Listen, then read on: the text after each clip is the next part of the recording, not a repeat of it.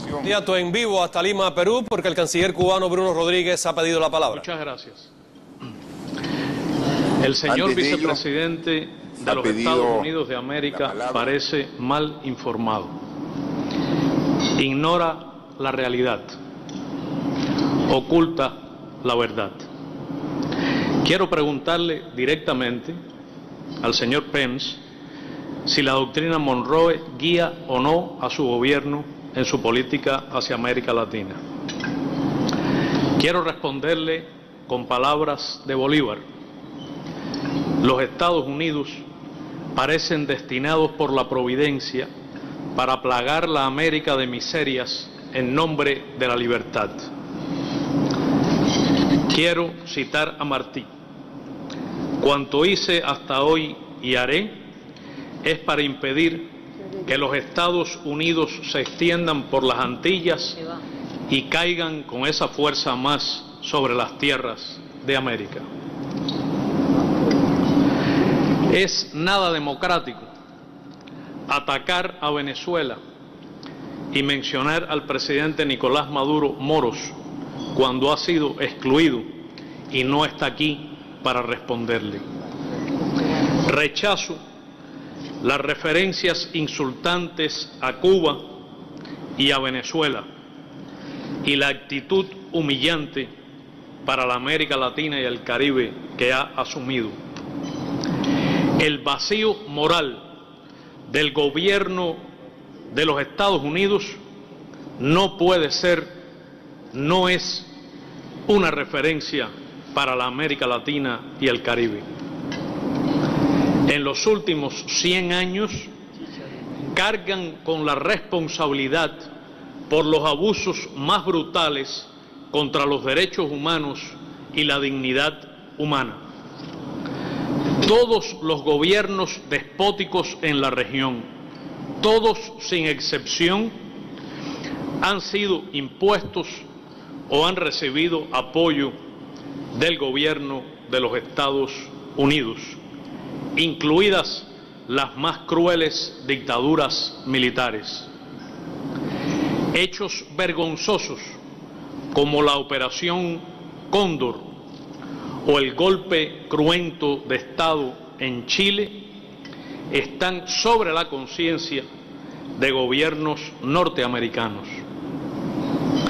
El país del señor Pence ha sido el primero y el único en usar el arma nuclear contra civiles inocentes.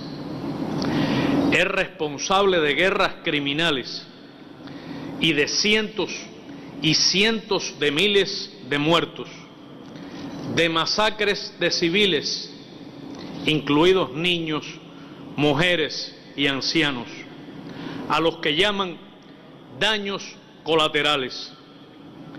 Es responsable de actos de tortura, de desapariciones, ejecuciones extrajudiciales y secuestros.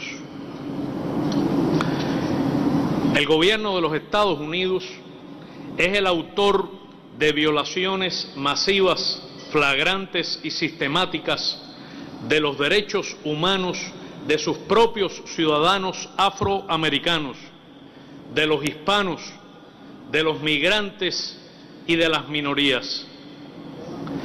Es una vergüenza para la humanidad que en ese país de extrema riqueza haya decenas y decenas de millones de pobres. Tienen un patrón racial diferenciado en sus cárceles y en la aplicación de la pena de muerte. Es donde más errores judiciales asociados a la ejecución de personas ocurre. Es donde mueren estudiantes por armas de fuego, cuyas vidas fueron sacrificadas al imperativo del lobby político, en particular en la Florida. El gobierno de los Estados Unidos ha recibido decenas y decenas de millones de dólares del lobby de las armas, y un senador mayamense ha recibido no menos de 3 millones por el mismo concepto. Miami es donde están las mafias políticas, donde se refugian terroristas internacionales confesos, y es también el lugar del famoso fraude electoral del año 2000. ¿No ha dicho el señor Pence, cuando habla de corrupción, que su país es el centro del lavado de activos financieros, incluso del narcotráfico y del contrabando de armas hacia el sur, que desestabiliza países enteros? El sistema electoral que lo ha elegido y el legislativo en el que él ha servido mucho tiempo es corrupto por naturaleza, porque está sustentado de manera insólitamente legal en las contribuciones financieras corporativas y los llamados comités de acción política. Es el gobierno que impone un proteccionismo feroz que no toma en cuenta que arruinará la industria, la agricultura y el empleo en toda nuestra región. Es donde el lobby político, en su tráfico, ha impuesto la idea de que el cambio climático es un invento antinorteamericano. Es el sistema político y electoral donde ha habido escandaloso tráfico con los datos privados de decenas de millones de sus ciudadanos. Si a su gobierno le interesara el bienestar, los derechos humanos y la libre determinación de los cubanos, podría levantar el bloqueo, colaboraría con nuestra cooperación internacional en vez de sabotearla, y daría fondos a los programas de colaboración médica cubana en el mundo y a los programas de alfabetización. Se ha referido de manera insultante a Cuba. Respondo con el texto de la proclama de la América Latina y el Caribe como zona de paz, firmada en La Habana por los jefes de Estado de la América Latina y el Caribe en 2014, cuyos principios incluyen el derecho inalienable de los pueblos y de los estados a darse libremente su propio sistema político, económico, social y cultural. Le respondo también con un párrafo del documento histórico firmado en el acontecimiento de esta época en el Aeropuerto Internacional José Martí de La Habana por su santidad el Papa Francisco y por su santidad el Patriarca Kirill.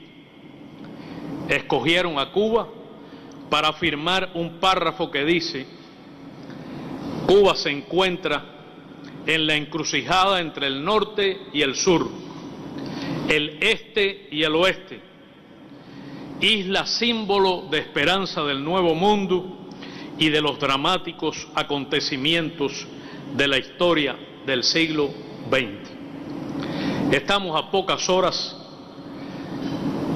de que se cumplan 57 años de los bombardeos de los aviones del gobierno del vicepresidente Pence a aeropuertos en Cuba, en los que murieron cubanos en defensa de nuestra independencia y soberanía, en cuya despedida de duelo se proclamó el carácter socialista de la Revolución Cubana, y sorprende que a tantas décadas haya venido aquí a usar el mismo lenguaje que llevó a gobiernos de entonces a realizar ese terrible acontecimiento.